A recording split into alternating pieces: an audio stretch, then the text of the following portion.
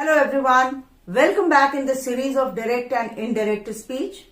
I have already introduced direct and indirect speech in the first video. If you have not seen that, I'm going to share the link in the description box. Please visit and watch that video. The basics will be clear from part 1 and this is part 2. In this part, we are going to study that what happens when we change direct speech into indirect form of speech. The speaker's words undergo some changes. What are those changes? Let us understand today.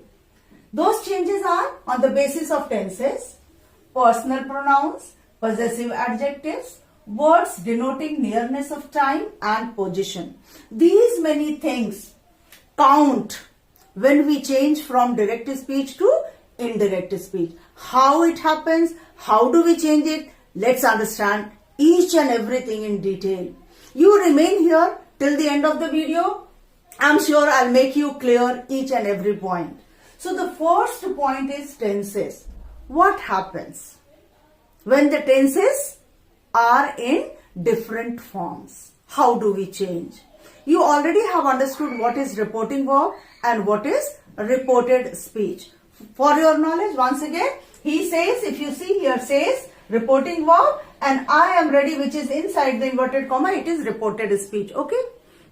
So when reporting verb is in present tense or in future tense, reporting verb, I'm talking about reporting verb. If this is in present tense or in future tense, there is no change in the reported speech. No change in terms of tense.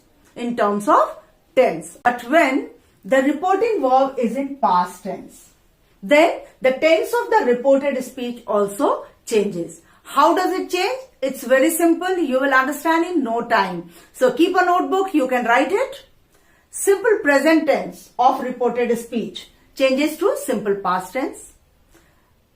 Present continuous tense changes to past continuous tense. Present perfect changes to past perfect, and simple past changes to past perfect only, but past perfect does not change. Keep a note. And second point which you have to keep in mind is personal pronouns and possessive adjectives. They also change. How do they change? First person changes according to the subject of the reporting verb. Second person changes according to the object of the reporting verb. And third person does not change.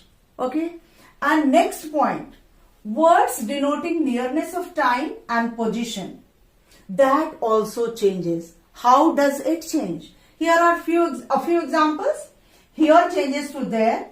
This changes to that. Today, that day. Yesterday, the day before. Tomorrow, the next day. You can understand all these applications when you really practice. So let's practice just a few examples. The first is given.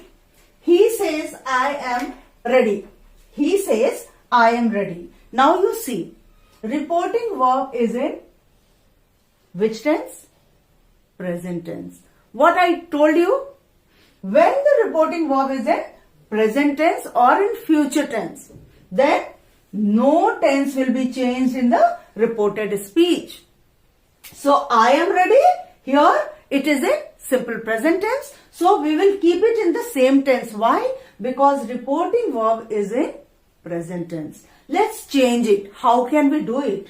He says will remain as it is because we don't change reporting verb. So here it remains he says.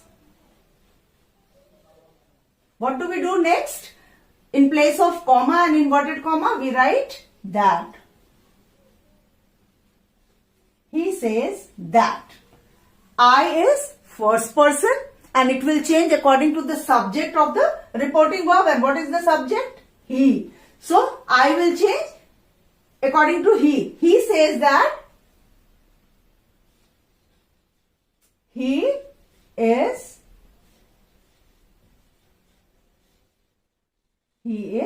ready. He says that he is ready. So what did we change? We only changed this personal pronoun, but tense remains the same. Alright. Next, he said. Now here you have to understand. He said. Said is in past tense. He said, I know your house. He said, I know your house. Let's start. He said. He said that. Again, I. I will change according to the subject of the reporting verb, and subject is he. So he said that. He. No. Now it is in which tense? Simple present tense. You will change it into simple past tense. And in simple past tense, what do we use? Which verb? Second form of the verb. So he said that he knew your house. Your house will change to my house.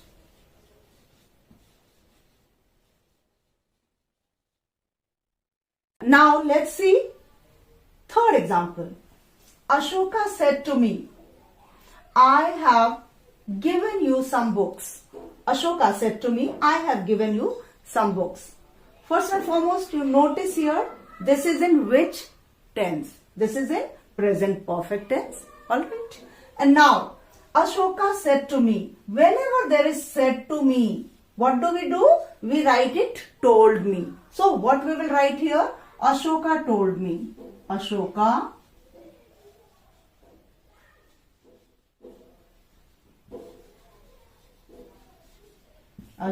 told me that. Till here you have understood. Ashoka told me that I have given you some books. Here if you notice, I and you. There are two personal pronouns. First person and second person. If you remember, first person changes according to the subject of the, means I will change according to Ashoka. And you will change according to the object. So object is me. Let's change now. Ashoka told me that I have given. So I, Ashoka, means he. He had, I have. Now have will change to had. So he had. With had, third form. Had given. Now you will change according to me. So he had given me some books.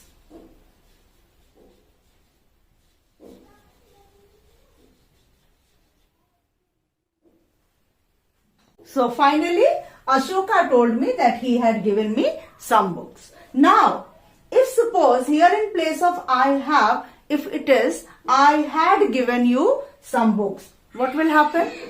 There will be no change. So, because I had is in past perfect. And I told you past perfect tense doesn't change. So, it will become Ashoka said to me, will change to Ashoka told me that he had given me some books. It will not change. By now you have understood how do we change from direct to indirect speech in terms of tenses, personal pronouns and possessive adjectives.